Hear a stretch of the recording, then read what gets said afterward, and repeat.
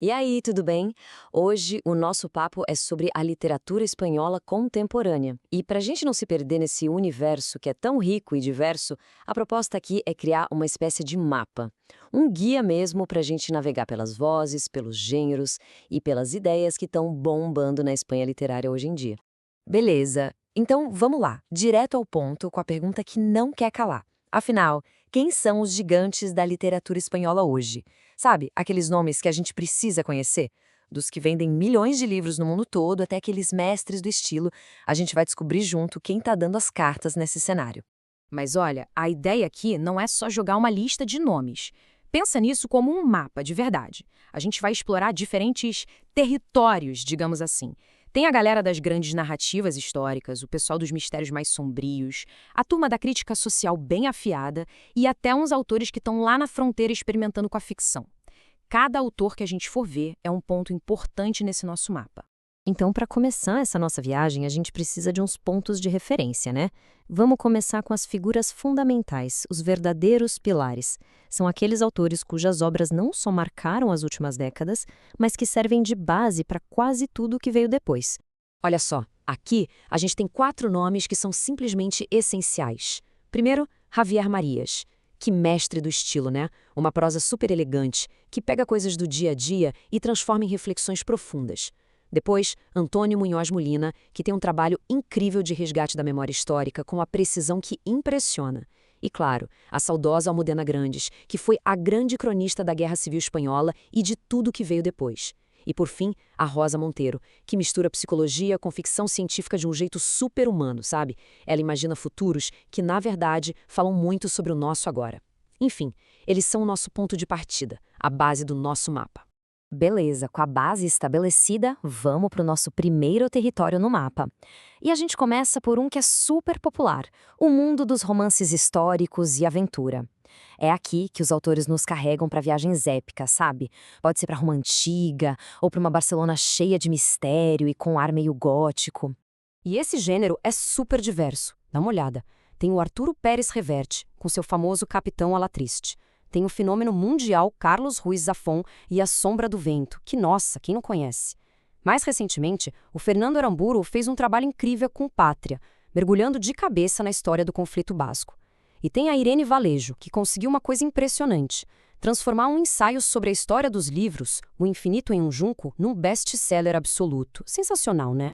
E olha, esse território é gigante, tem muito mais gente boa. Nomes como Júlia Navarro, a Maria Dueñas, que estourou com o tempo entre costuras, o Santiago Puigseguilho, que é praticamente o rei dos romances sobre a Roma antiga, e a Matilde Asensi, todos eles são mestres em criar essas aventuras históricas que prendem a gente do começo ao fim.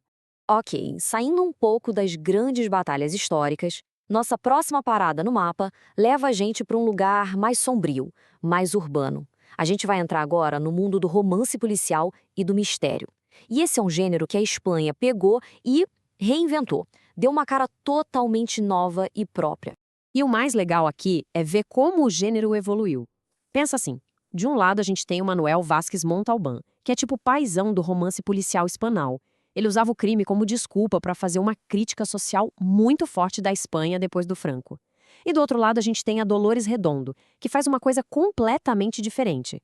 Ela mistura a investigação com folclore, com a atmosfera daquela região chuvosa do norte da Espanha. É quase um noir nórdico, só que espanhol. Bem inovador. Continuando nossa jornada pelo mapa, a gente chega agora numa região onde os escritores são como um espelho da sociedade. São os cronistas do agora, sabe? Aqueles que usam o humor, a crítica afiada e às vezes até um toque de surrealismo para tentar decifrar a Espanha de hoje em dia. E nossa, os retratos que eles pintam são fascinantes. O Eduardo Mendonça, por exemplo, usa a paródia, cria uns detetives todos atrapalhados para tirar um sarro da burguesia de Barcelona. A Belén Gopeg já tem uma pegada mais política, uma crítica social bem direta. A Sara Mesa é incrível dissecando as relações de poder com uma prosa que é afiada como uma faca.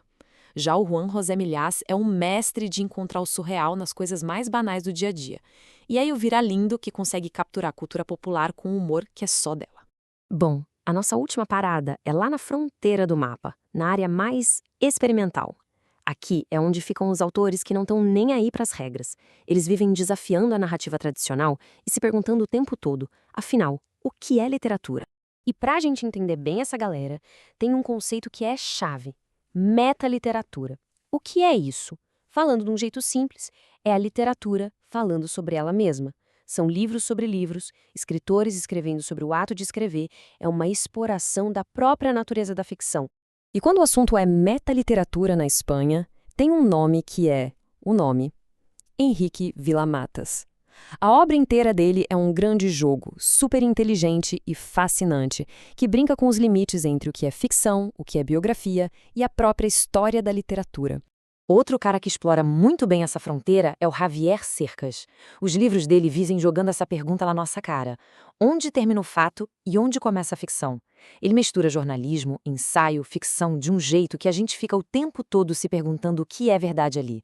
A leitura vira quase uma investigação. E essa área do mapa tem muito mais gente inovadora, viu? Por exemplo, o Agustín Fernández Malho, que faz parte da chamada Geração Nocila.